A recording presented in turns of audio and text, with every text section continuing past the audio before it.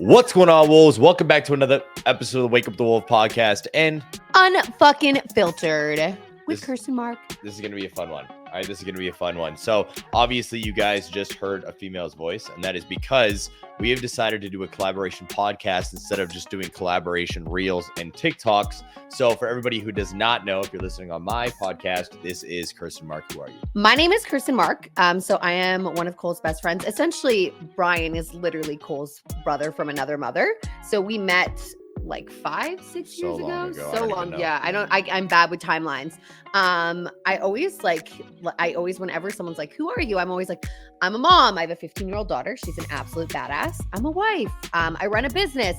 I'm just like somebody who wants to leave the world a better place than she came into it. So I like to impact, change my life through fitness. I run a business right now with over 1,500 female clients. And yeah, I'm pretty fucking dope. In summary, who are you though? I like that. So obviously, if you guys do not know who I am, my name is Cole De Silva, Cole the Wolf De Silva, i.e. my nickname. I got that nickname through helping thousands of individuals with their fitness journeys in our company, Aesthetic Nation. When I say our company, I mean Brian and my company. That's actually how I met Kirst. Mm-hmm. Brian and myself came together back in 2016. And when you guys got together, when? 2018. 2018, right? 2017 we met. Yeah. That's when And then you became were our like, client. you're totally good. Yeah, that's when she became our client, and they got super close. And I was like, "Oh, you guys are gonna get together?" And he's like, "No, I don't sleep with my clients." And then next thing you know, you guys fucking ended up getting together. Exactly. But yeah, I've known Kirst for a very long time. For a breakdown of myself, I am a husband, I am a father, I'm a business owner, motivational speaker. All right, I would like to get on stages and stuff soon. Long story short, I just want to challenge individuals' self-limiting beliefs, justifications as excuses so they can transform their lives, because I used to be a drug addict. I used to suffer with like alcoholism. I used to go down very dark paths, and I was able to transform my life, and I just want to help other people do the same. That's it. Fuck yeah. I feel like it's so similar. That's the same with me, right? Like just like struggling with alcohol, drinking, drugs, and really just now over the course, especially the last couple years, seeing your own life transform just makes you so much more inspired to be like, holy fuck, if I can do it, then these people that I see that are in similar situations as me can also do it. 100%. So what's this podcast about? I always like to pre-frame it a little bit so you guys can understand what you're getting into, so you're not just sitting in your car waiting for the fucking pin to drop and then you're like, what the fuck was I sitting here for? Long story short, what we want to do is give you a breakdown background story of ourselves and kind of paint the picture of what we want to do in this world. The reason why is because you guys have most likely seen me and Kirst collaborate on either Instagram or TikTok. And the reason why we did that, and I want to actually shout her out for a minute and have this conversation, is because you guys have seen me start to post content pretty consistently for the last like year and a half, where I was talking straight to the camera, delivering my raw, authentic, real fucking opinions about the things that I cared about. And then Kirst took note, was paying attention, and was like, holy fuck, I don't see any women doing this in the space. There's a lot of powerful women speaking to the camera, but a lot of them are just doing content around business and content around niches. They're not sharing their fucking opinion and speaking on what they actually believe in. And she started doing that, and she is absolutely fucking crushing it now. So we wanted to collaborate and kind of mend our audiences to inspire more men and more women across the board. Fuck yes. And also it's like, thank you for that. I appreciate that. A lot of people would see Cole's page and then they'd see my page and then they leave comments on my TikTok and they're like, you need to go check out this guy. And I'm like, he's literally my fucking neighbor and one of our best friends. So it's like hilarious because we have very similar messages. And exactly like Cole said, I felt like, there's like almost like I don't want to say fad, because I think like spirituality and woo and all that stuff, I'm actually very into it. But a lot of the females that are on social media right now are very soft. Yeah. And I almost felt like I needed to be that way. And I was like, do I need to change? Like, is there something weird or different with me? And there is something different and weird, but that's just like who I am. And so I just felt like the internet, the world they just need more authentic people. It doesn't matter if you're more soft spoken. It doesn't matter how you speak. The world just needs more people who are willing to show up authentically and speak on their truth, whether it's going to hurt people's feelings or not. I couldn't agree more. That's one of the reasons why you guys have seen me post the way that I have for years, because You see, I'm the opposite. I don't fuck with this spirituality woo-woo bullshit. Yeah. I don't. Yeah, And like, yeah. don't get me wrong, I believe in visualization and manifestation and Mhm. affirmations and morning routines and everything else. I do those things. But I think that the entire world has that shit flipped on its head. They Mhm. lean into spirituality and the woo-woo bullshit, which is, I'm just going to batch it all into one because that's who I am and I love y'all, but I don't give a fuck what you think. I call it woo-woo bullshit because so many individuals lean on their spirituality without doing the fucking work necessary, right? Yes, I agree wholeheartedly. I also think something really cool, and I don't actually know if I've told you this before, but Cole did, what the fuck was it called? That insane thing that you did The where you MDK. Okay, so I think a lot of people think that a spiritual journey or a healing journey, whatever you want to call it, has to consist of hours of meditation, hypnotherapy, all these things. But I think we get therapy through different things. So what I saw with Cole, and it almost like gave me permission, is like, I'm trying all these things because they're recommended, and try whatever you need because whatever works for you is great. But I feel like that level of intensity, putting yourself through absolute hell, that was a form of therapy for him that some people just won't understand. And that like has inspired me. Like when I'm running, it's that same thing. Like I'm running like kilometer 8, 9, 10. It's therapeutic. Yes. It's not talking to a counselor. Yes. It's not hypnotherapy. It's not meditation, but it helps challenge me and it helps me become a stronger person. So I feel like that journey of yours, I was like, that's so interesting because the whole world seems to be doing things this way, and that's great if it's working. But then you were like, and I'm gonna go put myself through hell for 48 hours. This is the fucking thing. I did not make it 48 hours. I got to make sure that I'm very clear on that because I did fail within 12 and a half, but I'm very clear because I like to be open with you guys. Yeah. But this is something that I like will die on the sword with. I don't believe in the spiritual woo-woo bullshit because I believe that putting yourself through physical pain or physical endurance or physical challenges will always help you basically achieve the spiritual journey that you're looking for more than sitting in a fucking chair meditating. Mhm. And individuals who run like you or Mhm. who do fucking physical exercise or bodybuilding shows or boxing or any other sport will be able to tell you that because you don't know who the fuck you are until you push yourself through that fucking pain. Dude, I agree. Right? Yeah, I agree. And I think like it's crazy for me, and like counseling has helped me. I've done hypnotherapy that's helped me. I've done like meditation that's helped me. I've done journal. I've done all of the things, but the biggest transformation I've seen in my entire life has came in this last year. Mhm. And that incorporated like challenging myself and doing things. And I think that's really where you understand what people mean about, you see so many people being like, get uncomfortable, but then they're fucking, I don't want to be Just say totally it. rude. Their fucking bitch asses aren't getting uncomfortable. So they're talking about Yeah. this idea of uncomfortability that they don't actually understand. And I think in order for you to understand something, you actually have to put yourself in the arena of being incredibly uncomfortable in order to understand, holy shit, Yes. what it actually does for Yes. you. Yeah. I wholeheartedly agree. Too many individuals in this fucking world like to talk about things that they have no idea about. Mhm. They like to talk about what it's like in order Mhm. to push yourself to the breaking point when they have never done that. And then they struggle with Mm. obesity and depression and anxiety and all this fucking shit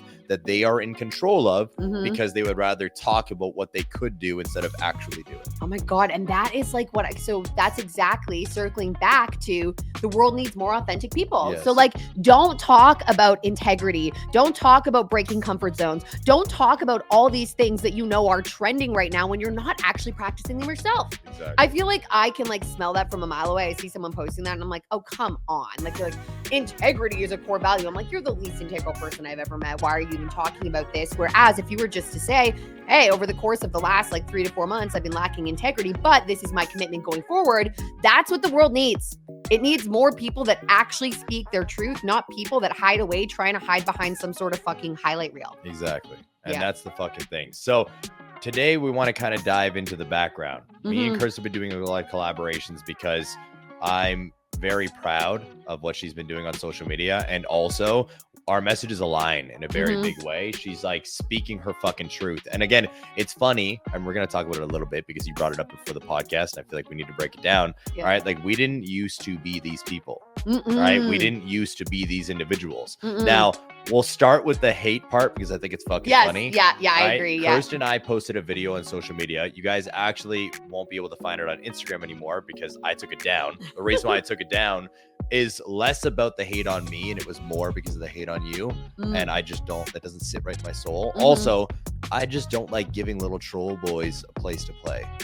Like, And- if you were in person, I'd beat the fuck out of you. So why am I going to let you go off on social media? Yeah, and it's Right? like I didn't necessarily like I don't fucking care who's hating on me anymore. Yes. Truthfully, like Yes. unless it's someone like in my close circle that's giving me feedback where they're like, "Curse, you gotta like," then I'll Yes. take that to heart. Yes. But I think it was also like it was not attracting the right crowd. If No. you're like, I took down a video that was on OnlyFans for the exact same reason. I was Yeah. like, I stand behind my message, but I also think that sometimes in a 30-second video, you can't get what you actually feel about the situation in its entirety out. So Yeah. people will take what they see. And if Of it's course. not giving the right message and it's attracting again a bunch of troll boys that hide behind a computer screen, is that what our No, and that's the Mm. fucking funny thing, because like I've had a couple of people ask me like, "Well, why did you get rid of it?" And I'm like, because I'm disassociated from the negativity and the aspect of I'm not going to keep something up just because it's getting a bunch of fucking views and let Mhm. all these little troll boys go off in the comments when they know nothing about the situation. So Mhm. what was the video about, and what's the context behind it? The Yeah. video was never fucking give up, because giving up is not an option. Now, why did we express this? All right, why did we express this? Well, I want to have you go first. Yeah. Because we didn't used to be this person. So Mhm. right now, explain who you are and the success that you've seen. Yeah, so like right now I'm in the best shape of my life, and this isn't to like, I will toot my own horn. Best shape of my life, running a very successful business, launching my own app. My daughter is absolutely thriving, working 2 jobs, saving up to buy her own car. Brian and I are in the best place we've ever been. We are communicating, we are on a team. I support him, he supports me. All 4 pillars of life, health, wealth, relationships, and self, are all thriving right now. And so the idea of the video was to say, like, I used to be this person, but now I'm this person. So essentially I said, I worked at A&W, I was a teen mom, and now I'm doing these things, but it was very short. So let's not like just bros past it though. So that's who you are now. You've Yeah. seen incredible success. Mhm. Explain the part of the video that was only 10 seconds Yes. in a little bit more in-depth breakdown. I love that. So the part of the video that was literally maybe 5 seconds Yeah. was I worked at A&W and I was a teen mom. And what I wasn't able to include in that video was like the insecurities, like the suicidal thoughts, the being $30,000 to $40,000 in debt, being in a relationship for over a decade with someone that like wasn't serving me anymore. I like really struggled for the majority of my life up until the last 5 to 6 years. And it's funny to see people seeing that video and just all of a sudden assuming this is fucking stupid, this is for clout, this is for this. And it's like, this is my life. Like, I'm not gonna Yeah. come on here and tell you guys that I struggled for the majority of my life if I didn't actually genuinely struggle. So like that 5 seconds, of course I couldn't describe like the nights where I overdrank due to being incredibly insecure, feeling like me showing up in social settings without like 10 drinks deep was, I couldn't do it. I didn't feel like I had like social skills. I didn't feel like people were going to like me. I felt like I always had to impress people. I didn't like my body. I didn't like my habits. I didn't like my relationships, health, wealth, relationships, and self. I was quite literally suffering and felt like I was drowning in each of those areas. So that was like, again, that's short-ish, but it gives more of an explanation of where I was. And it's funny when it comes down to like the explanation of it, because again, dropping a 30-second clip, we're never going to be able to explain the entire thing to everybody. But the problem is I understand why individuals are so angry and triggered by the video, because there are so many fucking fake people on the internet. But guys, again, my story has been an open book for the last 8 years. Everything that you guys want to see is up on my Instagram for the last 8 years. Everything that you guys want to see is painted in black and white on all of my social medias for the last 8 years. When I was an iron worker 8 years ago, I was addicted to Percocets and I was working 10 to 12 hours outside, neither plus 30 or minus 30. I had nobody. I was $20,000+ in debt. I did leave my house when I was 14 years old because I couldn't stand my parents anymore and we couldn't be in the same household. To this day, my baby brother, whenever he looks me in the eyes, we can have a conversation. I can see the tears because he thought that I fucking left him and abandoned him because I didn't want to be around him anymore. Like, it's funny because I understand why individuals are triggered by success stories like that, because you guys are still stuck in the mud and you don't know how to get out of it. But at the same time, there are a lot of fucking fake motherfuckers out there. But this is why I believe in, we talked about it, transparency and authenticity. Everything that I'm telling you is out there for you to see. Now, I get that taking a 10-second clip out of context makes sense and it's hard for you to believe, but you got to be able to look past just the initial thing that pisses you off. Because again, 14, left my fucking household, struggle with drugs and alcohol, and a lot of fucking violence is all I'll say there, because I'm not going to incriminate myself. From 14 to 19, moved to Calgary, Alberta, got addicted to Percocets and drank every single fucking night, had no friends, $20,000 plus in debt, had fucking nobody. Found fitness because fitness became my fucking way out. After I literally swore off women and drugs and everything, and then found Julia literally right after I found fitness, started to better my life, but I didn't stop drinking. Never thought I would stop drinking. Drinking was literally my fucking everything. I drank every single fucking night. I'd go through a 2.6 to a 40 of Hennessy every 3 days. And he was like a functioning. You were functioning. Oh yeah, like I could talk to you like this. It was every fucking night I would have 1 to 3 drinks, and then if we did drink with our friends and they weren't drinking, I'm like, why aren't you drinking? I'm like, what the fuck?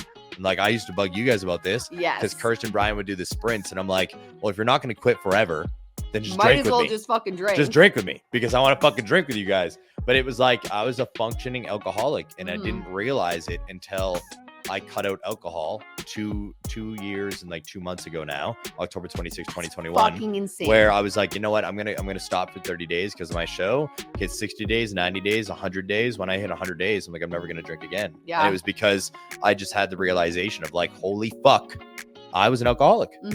Like it never clicked, but then it would like, it really set in. I started thinking about all the days when I'd walk into the liquor stores and they'd be like, hey, yo, Cole, and dap me up, because they knew me, because I'd be there every fucking 3 days for Prosecco, Hennessy, certain champagne, and fucking bamboo rum. Yeah. It was legit. Every fucking 3 days, I'd go and get like another couple bottles because I was pounding them the fuck home. Like, the reason why we share these things with you guys about the teen mom shit, which a lot of individuals, if you've never been a fucking teen mom or a teen dad, you have no fucking idea the fucking struggle that goes into that. No. Right? And not a lot of people do. And like the statistics, like if you look at the statistics, right, of teen parents, like they're struggling, they don't graduate, et cetera, et cetera. But I think I'm so glad that we talked about this, because I think this is, if you ever see a 10-second video and it rubs you the wrong way, I would encourage you to go and explore that person's page, because like you said, your entire story is all over your social media. I'm sure you have hundreds of podcast episodes. And almost 500 now. Yeah, exactly. Right. So like if someone is doing something specifically for clout, like they're not going to have like hidden. Exactly. So it's don't judge a book by its cover. Don't judge a reel. Don't judge people by one reel. Yeah. And also and I like to flip it on the other side, because you guys know that I never sugarcoat anything. I'm also going to fucking flex on y'all. If you want to fucking hate like the successes in the fucking pudding, homie, look at the fuck up. I'll flex for Kirst as well. Teen mom to making hundreds of thousands of dollars a month. You don't want to fucking say it because you're too goddamn humble. All right? You don't want to say like I'm in the best impact over income. You're running fucking 10Ks in less than 50 minutes now. Yeah. When a lot of these fucking fat bitches can't even run fucking 3 kilometers without being gassed. Like, this is the fucking thing. Proof is in the pudding. Yeah. All right. Yeah. You guys will see successful individuals, and then you will hate on them due to their fucking stories, because it shows you what you fucking gave up on. A big reason why a lot of individuals feel hate towards people online when they do see a 10-second clip is because it shows them everything that they fucking gave up on in their entire lives. Yeah. Because you could achieve the same fucking thing. And when a teen mom sees your success, they're like, fuck that lady. Yeah. Right? And it's really funny that we're having this conversation, because I feel like it's crazy to see how much you've grown over the last, like specifically 3 years. But I feel like it also just like, I still learn from you as an individual, because it's like, I try to like downplay my own success sometimes, because I don't want to come off as like I'm boasting. And that's crazy, you guys. Like, it's like, you would never, ever, ever get upset at someone at talking about their lows. Right. Yep. And like, you'd be like, oh my gosh, this is so like, but then now I'm like on the other side, I'm always like impact over income. And I will always stand by that. The same way. Yeah. Homie, I've never fucking sold anything into my account in the last 3 months. You fucking know that. Yeah. It's like it shows me that like it's okay to be like, I've done these things, I do these things, I was here, and being like proud of where you're at. And you and Brian still show me that. Yeah. All the time, because Brian's the same way on podcasts. Because I'll just be like, I don't. Well, I'm sorry that I'm gonna say this or this, and it's like, shut the fuck up, Kirsten. Just say it. Just say it. Because it's very fucking weird to me that we live in a world where we need to downplay our wins, but we can over exaggerate our lows. Dude, exactly. And it's accepted. It makes no fucking sense. And then we wonder why the world is so anxious. We wonder why the world is so depressed. We wonder why like our lifestyle and how we live is fucking unheard of. Yep. Like not anymore. It seems like more people are starting to like get like, oh shit. And it's because when someone tells you how sad they are, you're like, oh my God, come here, hug me, validate. When someone tells you how they've turned their life around and they're successful and they've paid off their debt, they're boasting, and or it's comparison impossible, hits or in, exactly. And then you get angry and your fucking dukes pop up instead of being like, oh, I could do that. Instead of looking at it for opportunity. Yes. Oh, if one person's done it, you can do it as well. And period. Again, if you guys just look, all right, ignore us. Maybe it's not us. Leave the podcast. Go check out other people. It doesn't fucking matter. Mm-hmm. If you just look into successful people's lives, all right, what I mean by successful, you guys will all have different definitions. It could be social media. It could be money. It could be family. It could be relationships. It could be fucking anything. Look at their lives, because success leaves fucking clues. All right. And the reason why I wanted to talk about your social media and what you've done over the last little bit is because you did that. Mm-hmm. You literally was watching me do something. Yeah. You were the only fucking person who actually implemented it properly in the last fucking year and a half. Mm-hmm. There's fucking thousands of people that I talk to on a daily basis, and none of them have just been like, oh, that's what Cole does. Cole, can you show me how to do something? Yeah. I'll show you to do one thing. And you're like, okay, I'm going to make this my own. And then you're fucking turbo rocketed everywhere. And it's scary because it's like, I saw him doing it and I was like, holy fuck. It was so cool. Because you guys, and I talk about this so often because I just think like the evolution of Cole Da Silva has been such an interesting and inspiring journey. Because like I saw Cole when he had 17,000 followers, and he literally, I remember this conversation. You were we were at your old house in Alberta. You were on the couch and you were talking to Brian, being like, I'm just going to fucking give up on this whole social media thing. Yep. And then all of a sudden he starts speaking in front of the camera. And I know Julia, who just everyone loves you guys on my page. She just adores your guys' relationship. But Julia had said to Cole, like, why don't you, he was trying to find a clip. Yep. You were trying to find a clip for motivational sound. And Julia said, well, why don't you just use your own voice? And then he started to use his own voice, and I was watching and I was like, what the hell? It almost gave me like this permission that I didn't even know that I needed to just show up and speak. And yes, it's nervous. Like, yes, it's nerve wracking. Yes. Like I would watch my videos back and I'm like, I feel like, what the fuck? You feel cringe sometimes. Yes, you're like, fuck my life. Am I sounding properly? Like, am I articulating myself well? Yes. It's like, but just pushing through that. And now it's like me and my brother will do filming sessions, and it's so natural. It's so organic. And it was like just watching one of your best friends go from being like, I want to throw in the towel, to I have like 1 million followers on TikTok. My Instagram, which I was going to throw in the towel on, is now popping off. It's like, it's inspiring. And so I just was like, you never need permission. You can do anything you want at any point in time. But I think a really good sign that you're around the right people is that they do inspire you to do those things that make you feel uncomfortable. Yes. Thank you. Now, the reason why we're breaking it down, okay? And one of the explanations behind this podcast is to give you guys the checkpoints to pay attention to the clues. All right. I've said the reason why 3 times throughout this episode, and I want you to go back and listen to them, because each little conversation we've had throughout this entire episode has taught you something. All right. It's taught you about us.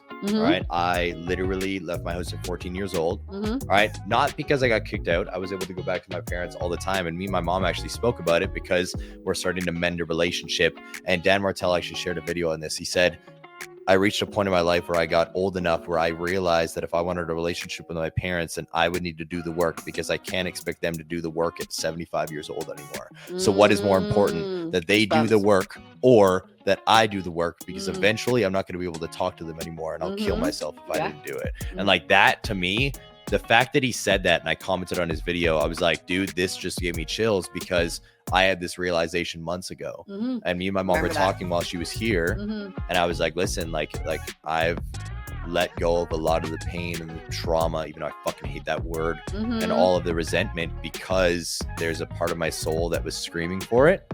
And I was like, I'm just gonna drop it. But like, we didn't have that relationship. Like, I didn't have fucking anybody. I was couch surfing from 14 to 19. I'd come home for maybe a stretch of 2 weeks, and then fighting was so bad I'd leave again. The fighting was so violent I'd leave again. So we just peace out and peace out and peace out. My brothers didn't even like me coming home, because they'd see me and they'd be like, all right, because now they got to be in the middle the whole fucking time. And from literally knowing nothing, working at Walmart, to somehow making it to Calgary, working as an iron worker, to then the stars aligning because I was finally so sick of my own shit, hated my reflection. It's like, I'm going to work on me. All right. Me and Brian met. We both were like just on the come up. We built this amazing thing, then built this next amazing thing, scaled like crazy. Then you became a client. Yeah. Came in. Yeah. Fucking built something up like crazy. You and Brian come together, and now our circle's just fucking thriving. Insane. How insane is that? Yeah, it's the coolest thing. Just little decisions. Yeah, it's the coolest thing. I have a question for you. Why do you think that you hate the trauma, right? You said you don't like the word trauma. I feel like I have an idea, but I feel like that would be, because a lot of people probably watch this and they're like, well, I have trauma. So what is your reasoning behind, I don't like that word? I think it's overutilized. Yeah. I think the word trauma is overutilized and overstressed, just like the word depression, anxiety, ADHD, and everything else. And like, this is where I'm going to offend everybody listening, but buckle the fuck up. Fuck you. You don't have depression. You don't have anxiety. You are not struggling with ADHD, and you have not been traumatized. Now, pause. Some of you guys are. Some of you guys are dealing with real shit. Unfortunately, a massive part of the world is downplaying your problems because they can't go outside because a dog ran by them and nipped at their ankle one fucking day, and now they're traumatized due to going outside and dealing with situations. Like, it's too fucking much to me. We have fucking individuals that have gone to war and been watched their friends get their faces blown off and their fucking legs given out, and now they're homeless on the street, and those guys are working every day to try to make sure that they can fucking eat. But then you got some fucking bitch who got fired and yelled at work, and she's like, oh, I'm so traumatized that he yelled at me. I agree. And like, I want to explain myself because I don't want people to be like, oh, the fuck. But my personal perspective is that people no longer have trauma. They identify with trauma. That's and so it. I understand, like I have gone through some serious shit, you guys. Some of the stuff I haven't even talked about on social media, with like being drunk and men and things that are like quite literally would be described as trauma, and certainly things that I would work through, but I never, ever, ever want to show up. And I've been this person who's looking for validation and looking for people to feel sorry for me.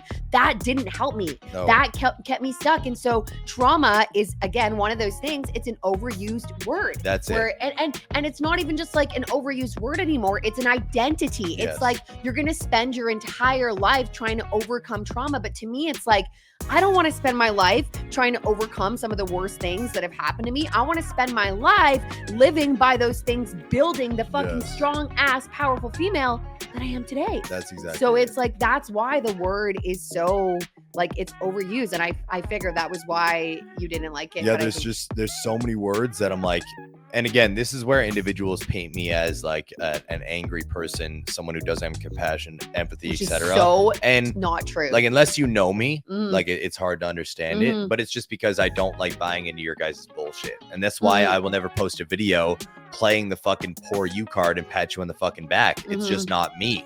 Everyone has the power to transform their situations. This entire fucking episode is about that. All right, teen mom, no fucking money, struggling as a child. All right, drug addict, leaving his fucking house, transforming his life. Like, this entire podcast is about this. But that word that you said, identity, identify, is something that you guys need to understand, because a lot of you, again, the word depression, I also fucking lose my mind over.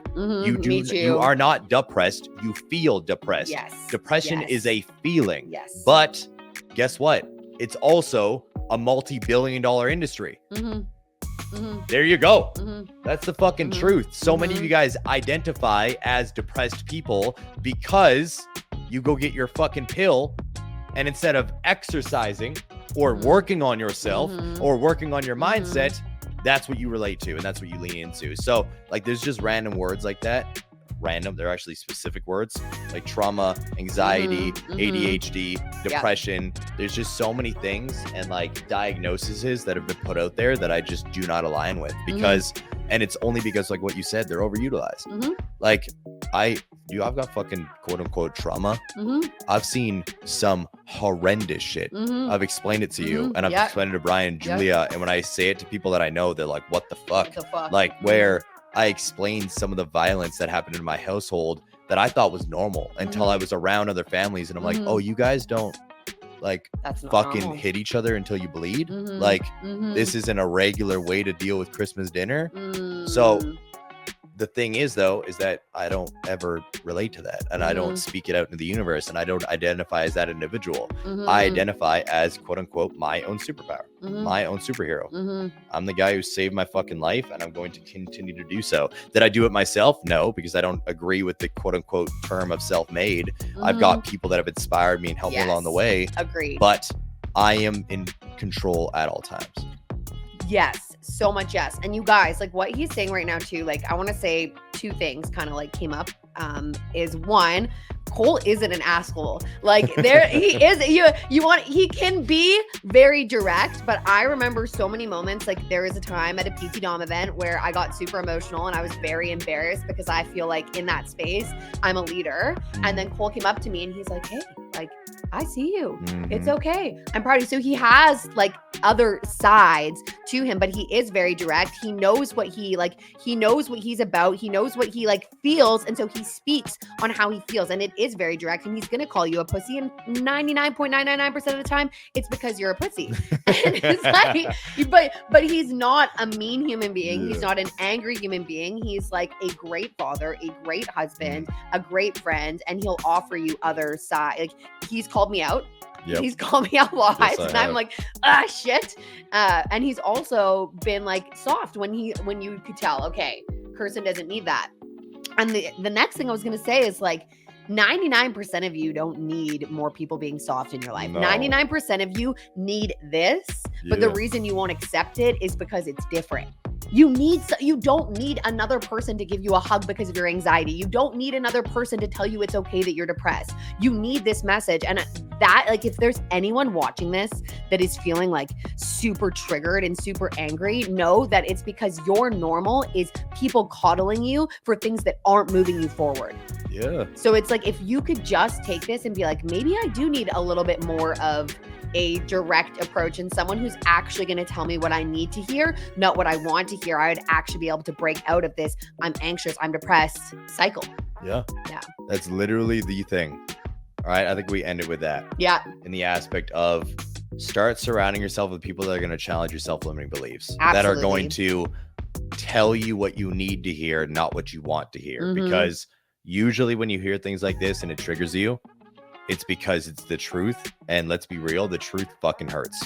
Dude, it's fucking super painful. Sucks. And we have faced it head on for years. And the reason why we are where we are is because even though we heard it and it didn't feel good and we wanted to tell the person to go fuck themselves, we didn't tell them to go fuck themselves. We in tune went and looked in the mirror and fixed what we saw. Right? Yeah. And we'll just part 2 because I feel like that could be another entire episode on its own. Perfect. We'll do that as part 2. Daniel, write that down. That's it for us. Peace. We out. My way. I found my way. I found my way. I was in the dark against it all, but made it through the day. Cause I found my way. I found my way. In bad times, I know I'll be okay.